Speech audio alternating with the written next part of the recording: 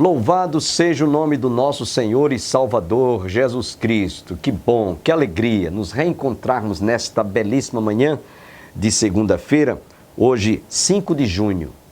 E para aqueles que não sabem, hoje comemora-se o Dia do Meio Ambiente e também o Dia da Ecologia. Nós precisamos de lutar muito pelo meio ambiente, que tem sido poluído em todos os recantos, as praias, os lugares onde a gente muitas vezes habitualmente frequentamos, praças no centro da cidade, nos lugares onde há terrenos baldios, quanto lixo tem se colocado ali e não se tem preservado o meio ambiente. Então, nesse dia do meio ambiente e o dia da ecologia, faça a sua parte como cidadão. Opção para a Vida, nesta manhã, vai estar trazendo ainda uma outra mensagem que nós transmitimos no domingo à noite em nosso templo. Hoje ouviremos a primeira parte da mensagem que terá como tema os 5 fundamentos da família. Nós vamos ter a oportunidade de ouvir hoje um desses fundamentos e eu acredito que você, telespectador, será ricamente abençoado. Eu espero em Deus que esta mensagem fale ao seu coração. Trabalhe em sua vida e no seu lar e na sua família, porque o lar é o lugar mais sagrado depois da casa de Deus. A família, que infelizmente nesses últimos dias tem sido bastante atingida. Aliás, não apenas nesses últimos dias, desde o Éden, a família tem sido bombardeada. E a luta que Satanás tem feito foi, desde o Éden, destruir a família. Essa instituição divina, sagrada, Deus foi quem estabeleceu, instituiu o casamento para perpetuar a raça humana e para abençoar a humanidade. Então é isso que nós vamos estar falando dentro de instantes. Eu queria, nesse momento, lembrar aos nossos telespectadores que orem pelo programa Opção para a Vida. Eu tenho feito este apelo aqui ultimamente, devido às dificuldades pelas quais nós temos passado. Mas eu espero contar com as vossas orações. O programa Opção para a Vida está no ar já há 26 anos. E é um programa que, para nós aqui na Paraíba, tem realmente tido um elástico tempo já na mídia. E eu espero contar com as vossas orações, como também com a sua generosa oferta. Se você quiser nos abençoar, eu vou dar o número da conta, agência Banco do Brasil, agência 3331/meia dúzia, 3331/meia dúzia. Conta corrente, 7.551/5, 7.551/5. Nós ficaremos imensamente agradecidos pela sua ajuda, pela sua oferta. Eu tenho feito este apelo devido às dificuldades, que aliás todos nós estamos no mesmo barco, né? Muita gente desempregada, o índice de brasileiros, de pais de famílias que estão desempregados já chega à casa dos 14 milhões de desempregados. São 14 milhões de famílias sem ter o seu sustento. Isso tem atingido também muitos dos nossos mantenedores, por isso que eu estou fazendo esse apelo. Se você tem sido abençoado, Deus tem lhe dado a condição de você ainda continuar com seu emprego garantido e quiser nos ajudar, eu fico profundamente agradecido. Não deixe esta chama se apagar. O programa Opção para a Vida chega a lugares que nós nem poderíamos jamais chegar, e agora na internet, no YouTube, vai a famílias e a lares, a presídios, onde estão necessitados de ouvir e receber palavras como esta que nós temos transmitido aqui. Então, conto com as suas orações e também com a sua ajuda. Fiquemos com a primeira parte desta mensagem, os 5 fundamentos da família.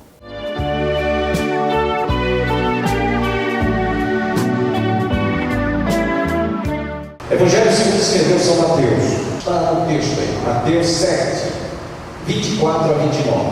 Evangelho segundo escreveu São Mateus, capítulo 7, versículos 24 a 29.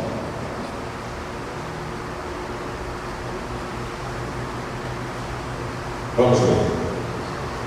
Todo aquele, pois, que ouve estas minhas palavras e as pratica, será comparado a um homem prudente que edificou a sua casa sobre a rocha. Amém? E caiu a chuva, transbordaram os rios, sopraram os ventos e deram com ímpeto contra aquela casa. Porém não caiu, porque fora edificada sobre a rocha. E todo aquele que ouve estas minhas palavras e não as pratica, será comparado a um homem insensato que edificou a sua casa sobre a areia.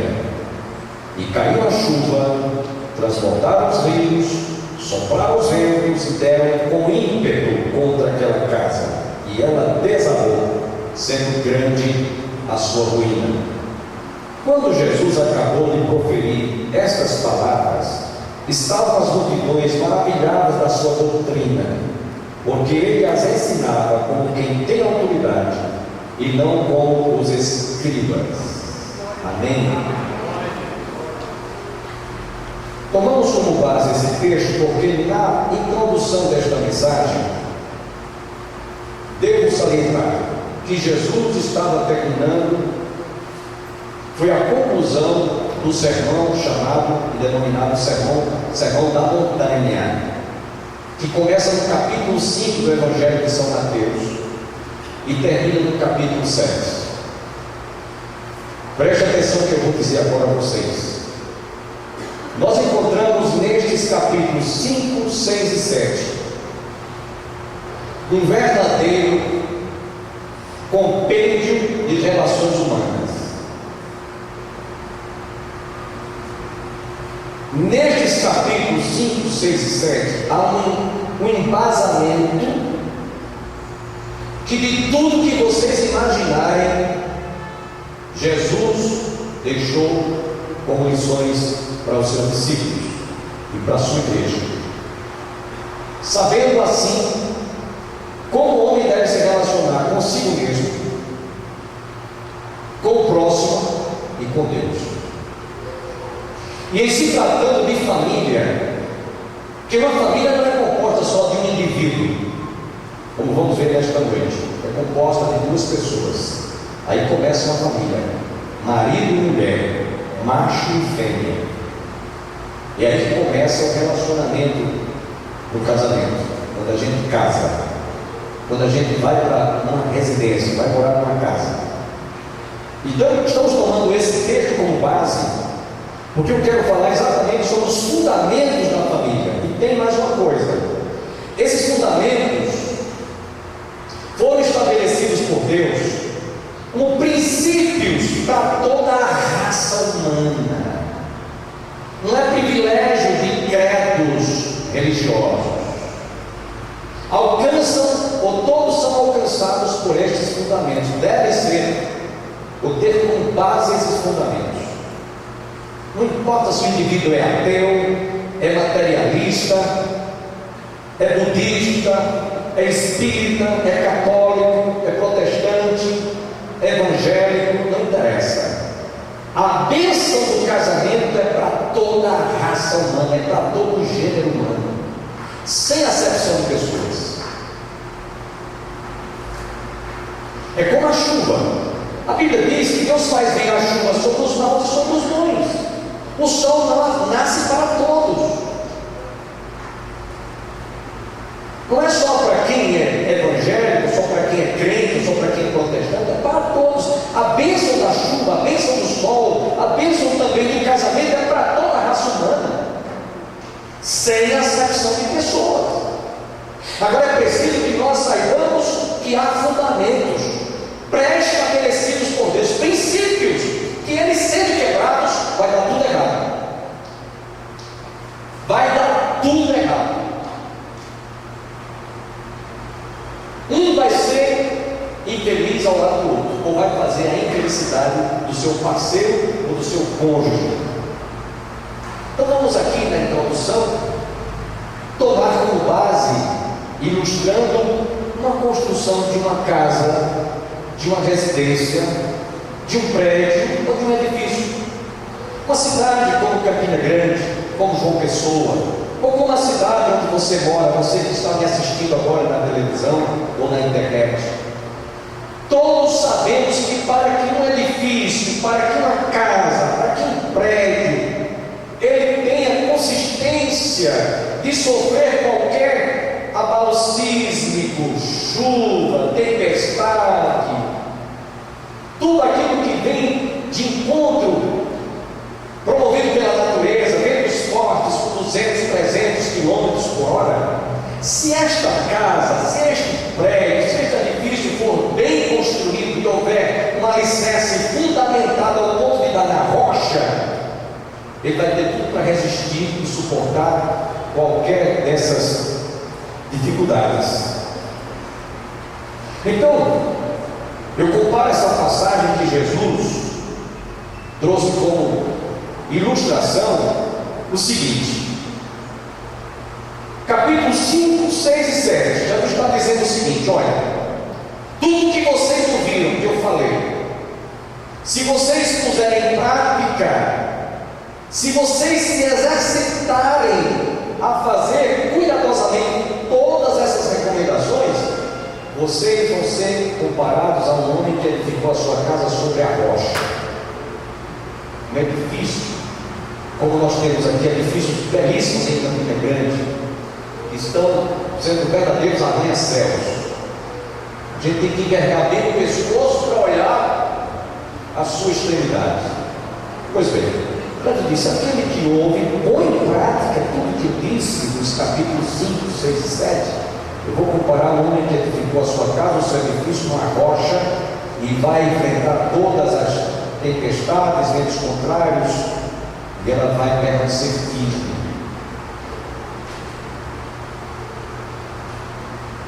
Chama a nossa atenção para dizer que todo engenheiro, nós temos aqui alguns engenheiros, irmão Greg, não sei se tem mais algum engenheiro aqui, todo arquiteto, ele tem que cumprir com as regras da engenharia. Qualquer descuido pode desabar o edifício, a casa.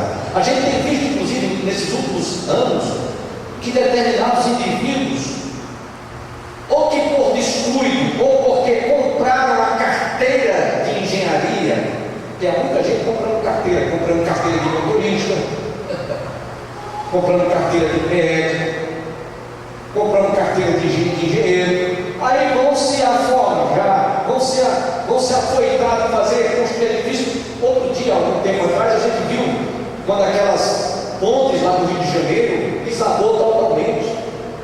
Uma passarela que foi construída lá no Rio de Janeiro também desabou, causando mortes. E depois foi feita, a perícia foi feita uma pesquisa que se tratava de terem colocado material de péssima qualidade, não colocaram, não foi estudado o peso, a medida, a quantidade que precisava ter todo aqueles cálculos para poder aquele edifício, aquele prédio, ou aquela ponte, aquela passarela permanecesse resistente. Então a gente vê, infelizmente, que é feito antes um projeto, tudo é calculado, peso, altura, medida, tudo devidamente, cuidadosamente feito com maior rigor. É assim que deve ser feito. São colocados pilares, são colocados naquela construção, seja de uma casa, seja de um edifício, seja de uma ponte, seja do que for. Aquela estrutura, ela é cuidadosamente estudada, concreto, a quantidade, quantos quilos de ferro vai suportar o peso do edifício, seja da casa. Para quê? Para que dê sustentabilidade, para que tenha-se segurança de que a casa, o edifício, o prédio vai suportar todo o peso da estrutura da construção. A firmeza vai passar garantia na edificação daquilo que se está construindo. Vocês estão pensando que isso é diferente em relação à família?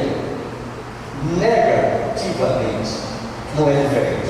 Não é diferente.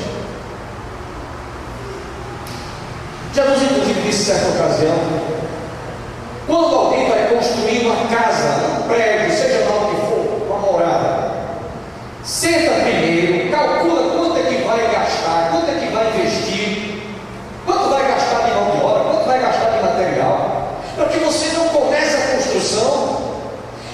ele não tem como concluí-la e alguém depois passar e dizer: olha, esse é um besta, isso é um vaidoso, que começou, mas não teve como terminar.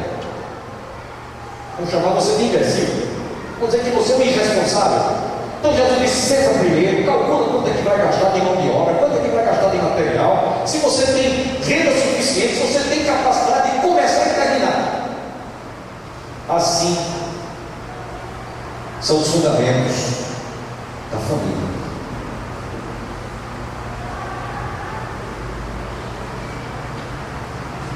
Jesus estava contando, dizendo: olha, se vocês não atentarem, se vocês não considerarem, se vocês levarem isso em consideração, vocês vão construir e ser comparado àquele homem que não edificou a sua casa na rocha. Não houve alicerce, veio os ventos contrários, veio os ventos, veio os rios, de ímpeto contra a casa, e foi grande a sua ruína, porque não havia fundamento, não houve alicerce, não houve fundamento. Então é isso que nessa oportunidade eu chamo a nossa atenção para a construção ou a edificação da família. Como é que estamos hoje edificando a família? Qual é o material que está se construindo a família hoje, nesses tempos da pós-modernidade? Qual é o material que estão trazendo para construir a família? Quais são os fundamentos da família? Está embasado em que hoje? Às vezes, muitos casamentos estão sendo feitos à base da beleza física. A moça é bonita, bem feita de corpo, o rapaz é um rapaz bem sucedido, promete um futuro garantido, onde vai haver sustentabilidade, e a visão é somente material. Outros casamentos estão sendo feitos na base da fuga, outros por verdadeira aventura, outros por mero prazer, somente prazer. E ali eu entro aquele dito bem conhecido: a moça chega para o rapaz para a moça faz uma proposta: vamos ficar. Esse tem sido o mecanismo, essa tem sido as razões em que muitos casamentos estão sendo feitos hoje. Às vezes, no estado de papo e vulto, a queima-roupa. Foi-se os tempos em que havia um período de preparação. Eu ainda sou do tempo que a moça noivava, namorava, um período, depois noivava, para depois casar. Hoje, o cara encontra uma menina numa festa, pronto, ele já está feito um relacionamento consolidado, só que dura poucas semanas e às vezes poucos dias, não é nem meses. Este é o conceito que muitos estão tentando constituir a família sem fundamentos nenhum. Portanto, irmãos, nessa oportunidade nós vamos falar sobre esses fundamentos. Que fundamentos seriam esses, pastor? Estamos curiosos para saber que fundamentos seriam esses. Tomaremos como base que a família é um projeto de Deus, não é uma invencionice humana. Não foi que o homem criou essa ideia de família. Aliás, eu quero até abrir aqui um espaço para dizer que hoje a coisa está tão deturpada, tão deturpada mesmo, porque eu preguei aqui e falei que se o projeto de Deus de uma família fosse constituir duas pessoas sem ser de sexo oposto, dois homens ou duas mulheres, sabe o que é que Deus tinha colocado? Ele não tinha esquecido de colocar um ventre na barriga do macho, do homem. O homem também era para gerar filhos, tem um útero também. Mas por que o homem não tem? Por que o homem não tem útero? Porque esse não foi o projeto de Deus. Infelizmente, os pecados de Sodoma e Gomorra estão se repetindo hoje. União homoafetiva, que ninguém acha que isso deva ser, não é combatido, mas pelo menos esclarecido. Porque direito todo mundo tem de viver, ou viver com quem quiser, como quiser.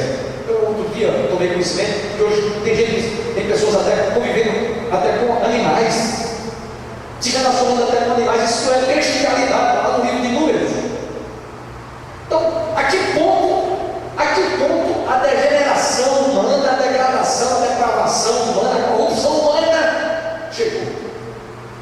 A perversão é tão grande que o homem deixou de ter um relacionamento com uma pessoa do sexo oposto, no caso macho, bem como nós vamos ver nesta oportunidade, e passaram a ter agora relacionamentos entre pessoas do mesmo sexo e até com animais. Isso chama-se bestialidade. Tem muita gente praticando isso hoje. Então, Deus estabeleceu princípios. Casamento ou a família é um projeto divino, nasceu no coração de Deus, não é invencionice humana. Essa coisa que está aí, hoje propagada na mídia, na internet, não é fruto senão da mente humana, pervertida, caída por causa do pecado. É isso que nós estamos vendo. E poucas pessoas têm coragem de dizer isso, porque estamos hoje vivendo uma sociedade em que as coisas erradas se tornaram normais. As coisas absurdas se tornaram coisas normais. Deus estabeleceu a família, nasceu no coração de Deus, é uma bênção universal para toda criatura. Eu só estou aqui na introdução. Nós vamos aqui ao primeiro ponto. Aí eu queria que você que está em casa, que está nos assistindo agora, conferisse comigo o que Deus diz lá no livro de Gênesis, capítulo 1, versículo 24, quando Deus criou o homem conforme a sua imagem e semelhança. Diz o texto sagrado que Deus foi quem chegou a essa conclusão. Verso 24: por isso, deixa o homem pai e mãe e se une à sua mulher, tornando-se os dois uma só carne. Porque quando Deus criou o homem conforme a sua imagem e semelhança, diz no mesmo capítulo 2 que viu Deus que não era bom que o homem estivesse só. Amém? Isso está claro no texto de Gênesis. No capítulo 2, no mesmo livro de Gênesis, a Bíblia diz: viu Deus que não era bom que o homem estivesse só, quando Ele criou o homem conforme a sua imagem e semelhança. No capítulo 2 de Gênesis, versículo 18 diz: disse mais o Senhor Deus: não é bom que o homem esteja só, far-lhe-ei uma auxiliadora que ele seja idônea. Eu estou lendo Gênesis 2:18, e o versículo que nós deixamos como base, que foi Deus quem instituiu o matrimônio, foi Deus quem estabeleceu o casamento, a união de um homem e uma mulher, que constitui sua família. Está aqui no livro de Gênesis, o início, o princípio de todas as coisas. Disse mais o Senhor Deus: não é bom que o homem esteja só, far-lhe uma auxiliadora que ele seja idônea. E no versículo 24: por isso, deixa o homem pai e mãe e se une à sua mulher, tornando-se os dois uma só carne. O primeiro fundamento estabelecido por Deus para a constituição de uma família chama-se unidade. Digam comigo: unidade. Dois seres, macho e fêmea, marido e mulher, se tornam os dois uma só carne. Esse é o primeiro pilar, é o primeiro fundamento lançado sobre a família, para que a família exista. Essa foi a medida estabelecida por Deus, o Criador, para abençoar a raça humana. No livro de Levítico, sabendo Deus que o homem iria, eu vou usar aqui um termo que é muito comum, pular a cerca. Você sabe do que eu estou falando? Ele então diz, lá em Levítico capítulo 18, versos 18 e verso 20: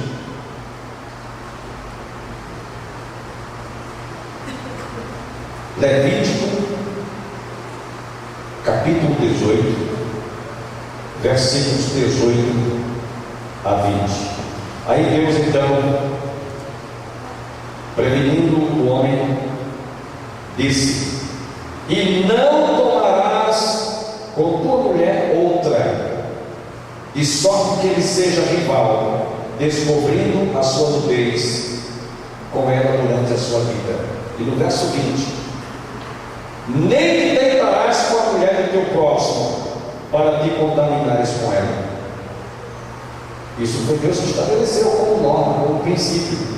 E o que é que nós estamos vendo hoje? Uma sociedade em que hoje não se respeita mais este princípio. É possível que eu esteja falando a pessoas que estejam me assistindo agora, que tenha mais de um relacionamento, esteja convivendo com mais de uma mulher e ache isso normal. Isso chama-se poligamia ou bigamia.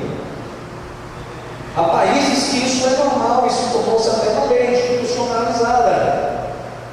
Mas biblicamente, corretamente, o princípio que Deus estabeleceu foi esse aqui. Por isso deixou-me pai e mãe, e se une a sua mulher, e se tornam os dois uma só carne, unidade.